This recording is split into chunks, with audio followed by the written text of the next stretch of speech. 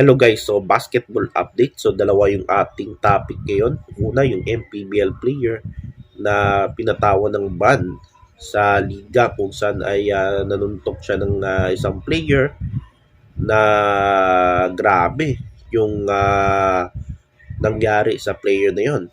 At ikalawa, yung PBA draft na abangan natin sa ang alam ko September magsisimula itong PBA draft kung saan itong Terra Firma ang kukuha ng number 1 pick.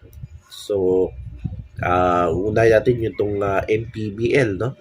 Kung saan ay napanood ko yung live nila sa YouTube laban ng Mindoro versus Gensan. So, nanalo yung Mindoro doon. At yung player ng Mindoro na si Jonas Tibayan. So itong si Jonas Tibayan ay dati itong nag-serve sa national team sa Batang Gilas nung pang taong 2016 at naglaro ito sa National University. Ewan ko nakapag-drop na ba ito sa PBA o undrafted. So itong si Tibayan ay kasalukuyan naglaro sa Mindoro, Tamaraws. Tapos itong si Micol o Mike Sorella, kasi yung iba Sorella pala yan, Sorella. So itong si Mike Sorella naglaro sa Gensan. Napanood ko na ito noon, no, sa NCAA dyan sa San Beda. Parang kabatch ito ni nila Calvin Optana, itong si Micol Sorella. So itong si Sorella ay doon sa laro ng Gensan, kasi Gensan itong si Sorella, tapos itong si Tibayan ay Mindoro, kung saan ay sinuntok niya, no, itong player na si Tibayan at matindi yung tinamo nito ni Sorella. Halos sa boxing pa ay knockout. Parang no, grabe, kalunos-lunos yung nangyari dito kay Jonas Tibayan. So dahil doon yung kanyang dito, no, yung jaw niya ay halos nasira. Tapos natanggalan siya ng ngipin. So dugo siya nung nangyari nung sa larong na yun. So itong si Sorella ay na-dug out, no? Napunta sa dug out na out in the game na itong si Sorella.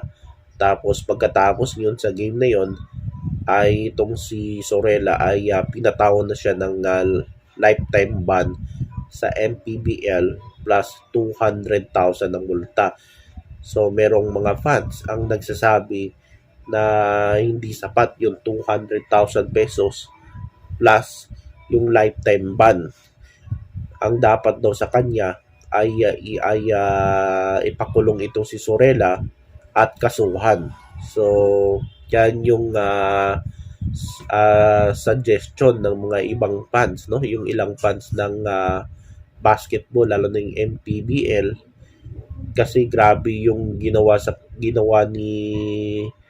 grabe yung nangyari kay Tibayan, no? Yung ginawa ni Sorella dito kay Jonas Tibayan. Halos masira mo yung karir ng isang player, no? At grabe, nakita nyo yung laro ng halos dugong-dugo si Sorella. At kalunos-lunos yung nangyari sa kanya. So dito yung MPBL naman ay ito ata yung pinakamalaki na naimulta nila, no? 200,000 tapos lifetime ban. Ibig sabihin ay hindi na siya makakapaglaro sa MPBL. At siguro ang worst dyan ay baka ma-revoke na yung kanyang lisensya dyan sa Games and Amusement Board. So parang i-investigahan pa itong si Sorella. So parang automatic, parang i-revoke na yung kanyang lisensya dahil sa nangyari dito sa isang player. Pero yung iba nagsasuggest na dapat ipakulong itong si Sorella o kasuhan. So I think parang kasuhan na rin itong si Sorella, no? grabe yung nangyari dito kay Tibayan. So let's see kung anong mangyayari dito sa development niyan. So merong nagdidepensa rin kay Sorella, lalo na yung mga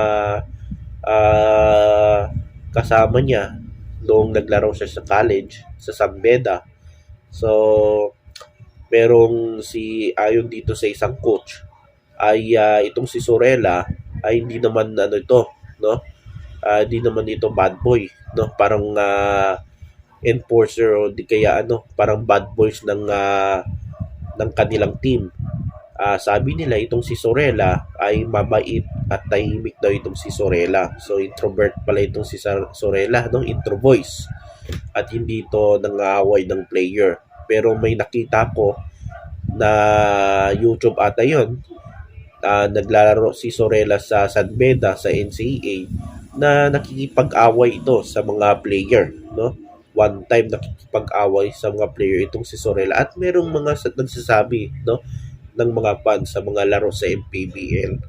So yan yung sinabi ng isang coach sa San Beda, kung saan siguro na coach dito ni Sorella nung panahon na yon. So merong isang video ay isang photo na kumakalat, private message ito, kung saan ay minessage itong si Sorella sa private. So ito yung sinabi niya, guys. Ito ay hindi ko na lang ipakita sa inyo. Post ito ng pula, parang Facebook page, Facebook page ng ng isang parang supporter ata ito ng San Beda, yung pula. So ito yung picture, ito. Yan. So ayon dito, minessage itong si Sorella. Ang sabi, ba't mo nasuntok yun, Doy? Tinanong itong si Sorella kung bakit niya sinuntok itong si Tibayan. So sabi naman ni Sorella, Dol, mayong gabi. Siguro Bisaya yung ka-message ni Sorella. So bago nangyari, ito yung sabi ni Mike Sorella, bago mangyari yun, idol, nakatatlo talaga suntok sa akin. Sinabihan ko po siya na intentional na yung ginagawa mo, pre. Tapos humirit pa talaga ng isa. Ako, naglalaro lang ako ng maayos. Naglalaro lang ako ng maayos. Nanahimik ako. Pero ganun pa man, sa mata ng social media, ako talagang masama doon sa replay ng video. Never in my career sa MPBL nagkaroon ako ng technical or flagrant foul. Karamihan kilala ko na player, alam nila kung ano ako na player. So yan yung sinabi ni Mike Sorella. So di natin alam, no, kung ano talaga yung point dito. Pero sabi ni Mike Sorella, ayon sa message niya, nakatatlo talaga suntok sa akin. Sinabihan ko po siya na intentional na yung ginagawa mo, pre. Sino ba yung niya, si Tibayan? Tapos humirit pa talaga ng isa. Ako, naglalaro lang ako ng maayos, na nahimik ako. Pero ganun pa man, sa mata ng social media, ako talagang masama doon sa replay ng video. Talaga naman, no? Ang tingin ng mga tao sa iyo dahil sa nangyari, sa ginawa mo laban kay Tibayan, ay ikaw na yung nakita ng mga fans na masama. So yan yung nangyari kay Tibayan, no?